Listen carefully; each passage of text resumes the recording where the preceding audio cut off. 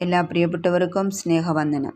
മത്തായി എഴുതിയ സുവിശേഷം 17-ാം അധ്യായത്തിൽ നിന്നുള്ള ചോദ്യങ്ങളാണ് ഇന്നത്തെ വീഡിയോയിൽ. ഒന്നാമത്തെ ചോദ്യം: യേശു തൻ്റെ ശിഷ്യന്മാരിൽ ആരെയാണ് ഉയർന്ന മലയിലേക്ക് കൂട്ടിക്കൊണ്ടു പോയത്?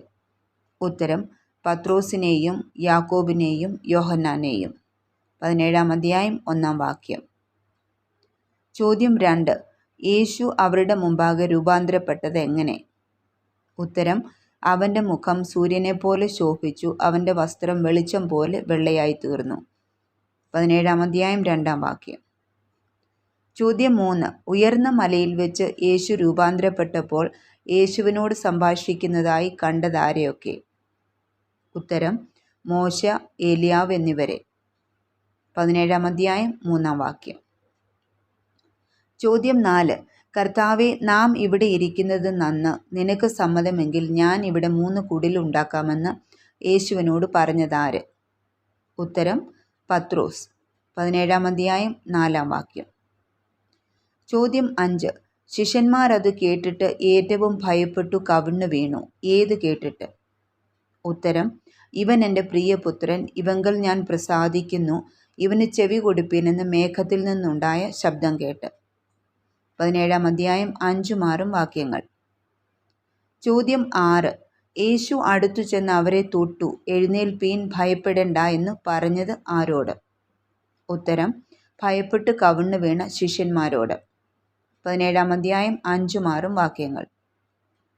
ചോദ്യം 7: തങ്ങൾ കണ്ട ദർശനം എന്നുവരെ ആരോടും പറയരുതെന്നാണ് യേശു ശിഷ്യന്മാരോട് പറഞ്ഞത്? ഉത്തരം: മനുഷ്യപുത്രൻ മരിച്ചവരുടെ ഇടയിൽ നിന്ന് ഉയർത്തെഴുന്നേൽക്കും വരെ. 17-ാം അധ്യായം 9-ാം വാക്യം. ചോദ്യം 8: എന്നാൽ ഏലിയാവ് വന്നു കഴിഞ്ഞുവെന്ന് ഞാൻ നിങ്ങളോട് പറയുന്നു. എങ്കിലും അവർ അവനെ അറിഞ്ഞുകൊള്ളാതെ തങ്ങൾക്ക് തോന്നിയതെല്ലാം അവനോട് ചെയ്തുവെന്ന് യേശു ശിഷ്യന്മാരോട് പറഞ്ഞതാരെക്കുറിച്ച്? ഉത്തരം: യോഹന്നാൻ സ്നാപകനെക്കുറിച്ച്. 17-ാം അധ്യായം 12-13 വാക്യങ്ങൾ. ചോദ്യം 9: ഏത് രോഗം ബാധിച്ചവനെയാണ് ശിഷ്യന്മാർക്ക് സൗഖ്യമാക്കുവാൻ കഴിയാഞ്ഞത്? ഉത്തരം: ചന്ദ്രരോഗം ബാധിച്ചവനെ.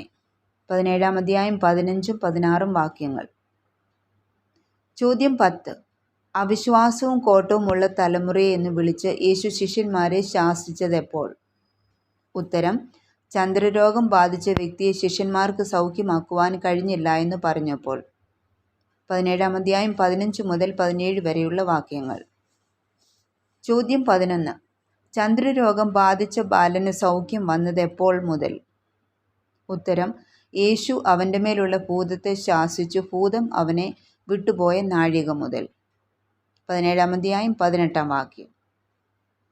ചോദ്യം 12: ചന്ദ്രരോഗം ബാധിച്ച ബാലൻ്റെ മേലുള്ള ഭൂതത്തെ ശിഷ്യന്മാർക്ക് പുറത്താക്കാൻ കഴിയാഞ്ഞത് എന്തുകൊണ്ട്? ഉത്തരം: അവരുടെ അല്പവിശ്വാസം നിമിത്തം. 17-ാം അധ്യായം 15 മുതൽ 20 വരെയുള്ള വാക്യങ്ങൾ. ചോദ്യം 13: എങ്കിലും പ്രാർത്ഥനയാലും ഉപവാസത്താലുമല്ലാതെ ഈ ജാതി നീങ്ങിപ്പോകുന്നില്ല എന്ന് യേശു പറഞ്ഞതാരോട്? ഉത്തരം: ശിഷ്യന്മാരോട്. 17-ാം അധ്യായം 19 മുതൽ 21 വരെയുള്ള വാക്യങ്ങൾ. ചോദ്യം 14: യേശുവും ശിഷ്യന്മാരും എവിടെ എത്തിയപ്പോഴാണ് ദ്വിദ്രഹ്മപ്പണം വാങ്ങുന്നവർ പത്രോസിൻ്റെ അടുക്കൽ വന്നത്? ഉത്തരം: കഫർന്നഹൂമിൽ. 17-ാം അധ്യായം 24-ാം വാക്യം.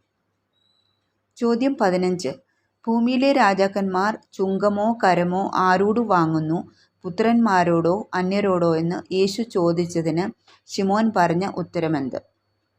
ഉത്തരം: അന്യരോടെന്ന്. 17-ാം അധ്യായം 25-ാം വാക്യം. ഈ വീഡിയോ നിങ്ങൾക്ക് അനുഗ്രഹമായെങ്കിൽ ദയവായി മറ്റുള്ളവരിലും എത്തിക്കുക. ദൈവം നമ്മെ അനുഗ്രഹിക്കുമാറാകട്ടെ.